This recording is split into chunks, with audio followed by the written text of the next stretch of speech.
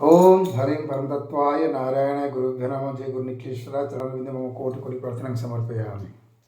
अंग महाकाली महालक्ष्मी महाश्रुतम नमश्चंडिकाय नमः। ओम गं गणपतिं गजाननाय नमः। मित्र, मैं आज आप लोगों को बताने जा रहा हूँ भगवान का निवास किधर है। लोग भगवान को कहाँ कहाँ ढूंढ रहे हैं, ये जानना बहुत जरूरी है। लोग सोचते हैं कि हमारी इतना दुख हुआ, ये दुख हुआ, वो दुख हो रहा है, ये पीड़ित हूँ, ये पीड़ित हूँ, चलो भगवान के पास चलते हैं, भगवान के पास जाते हैं।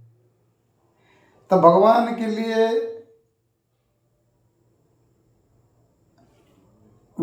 के लिए इतने सारे मतलब ढूंढ रहे हैं कि कोई बोलता है मैं मंदिर जाते हैं, चलो भगवान मंदिर में होंगे, फिर भगवान वो जंगल में होंगे, वो पहाड़ के ऊपर होंगे।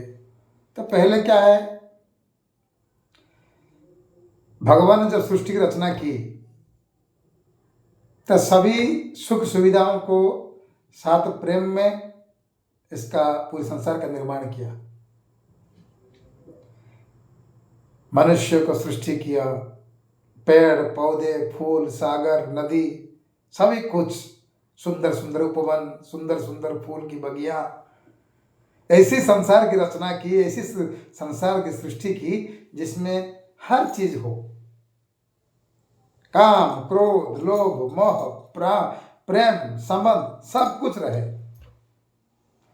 लेकिन मनुष्य जीवन में तो कितना भी भगवान कितने भी सृष्टि की हो अच्छे से, फिर भी मनुष्य को कुछ ना कुछ, कोई ना कोई प्रॉब्लम रहता ही है।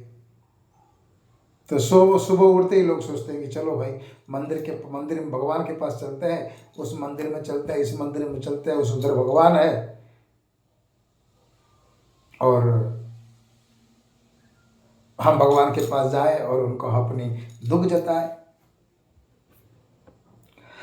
लेकिन जब पौराणिक काल में जब भगवान ने सृष्टि की और भगवान खुद निवास करने लगे,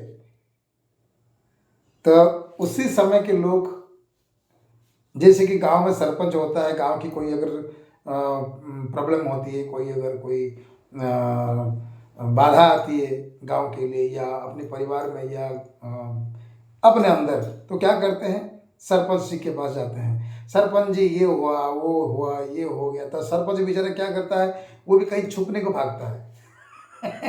क्योंकि सरपंच देखता है साला मैं ऐसी गांव में सरपंच बना कि रोज सुबह होता है तो लोग मेरे पास दौड़ के आते हैं, सरपंच साहब ये फलाना हो गया, वो ढिमका हो गया, सोने ही नहीं दे रहे। तो उसी तरह पौराणिक काल में भगवान के पास प्रत्येक व्यक्ति अपने दुख को लेकर पहुंच जाते थे। अब नींद हराम हो गई भगवान की। भगवान भी कहने लगे मैं एक ऐसी संसार की ये सृष्टि की और कैसी रचना की, मुझे मेरी नींद ही हराम हो गई है।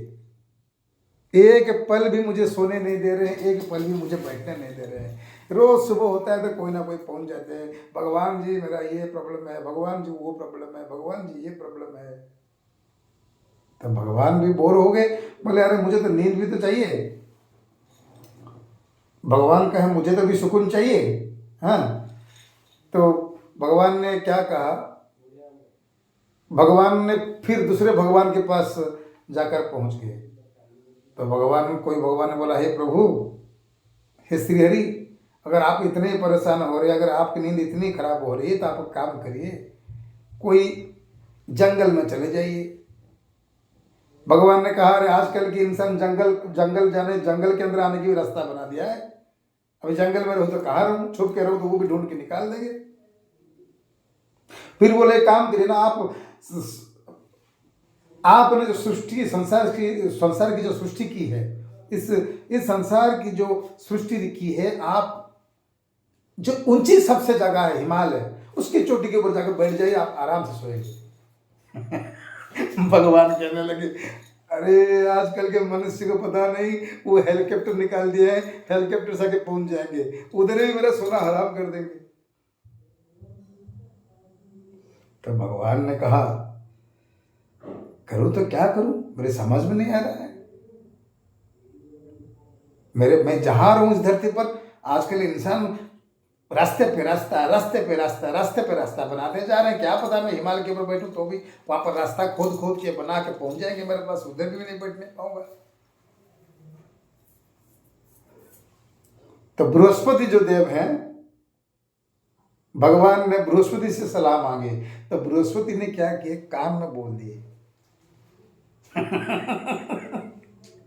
प्रभु अगर आपको संसार से अगर इतना ही डर लग रहा है, इस संसार के कलियुग के लोगों से अगर इतना ही डर लग रहा है, इतने ही अगर तंग आ गए हैं, अगर आपकी नींद हराम हो रही तो आप एक काम करिए, हर प्राणी की हृदय में बस जाइए, तब आपको कोई ढूंढेगा नहीं, आपके हृदय तक पहुंच पाएगा नहीं। बृहस्पति भगवान ने क्या कहा, भगवान से ये कहने लगे, हे प्रभु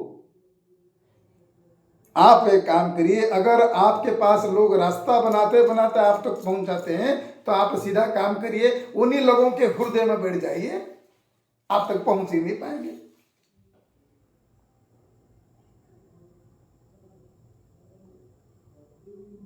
आप मंदिर में रहेंगे तो मंदिर भाग जाते हैं, पहाड़ पे रहेंगे तो पहाड़ पे चले जाएंगे, पेड़ के ऊपर रहेंगे तो पेड़ के ऊपर चढ़ जाएंगे, अपनी बहुत ऊंचाई पर रहोगे तो हेलीकॉप्टर निकल गया, हेलीकॉप्टर से पहुंच जाएंगे, रॉकेट से पहुंच जाएंगे, चंद्रपृष्ठ में रहो तो चंद्रपृष्ठ भी पहुंच जाएंगे, आजकल तो चंद्रपृष्ठ को भी लोग पहुंच चुके हैं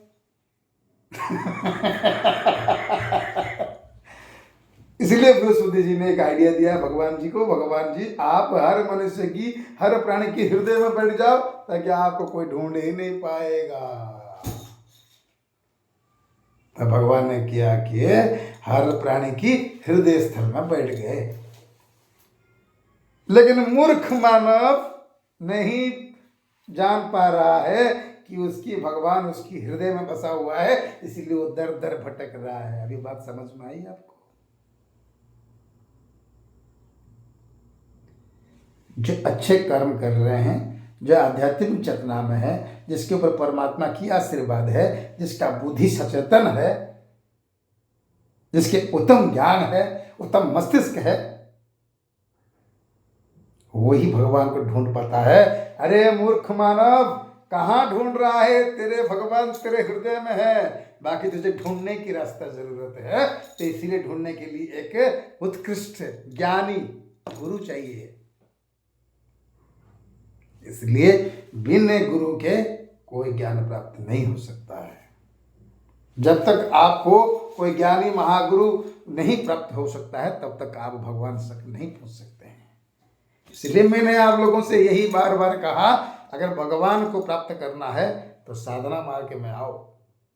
24 घंटे आप काम कर रहे हैं, कार्य में व्यस्त रहते हैं, गृहस्थ के जीवन बिता रहे हैं, आपको अगर वक्त नहीं मिल पा रहा है तो आप एक कार्य करिए, ध्यान में बैठिए, भगवान की सेवा करिए।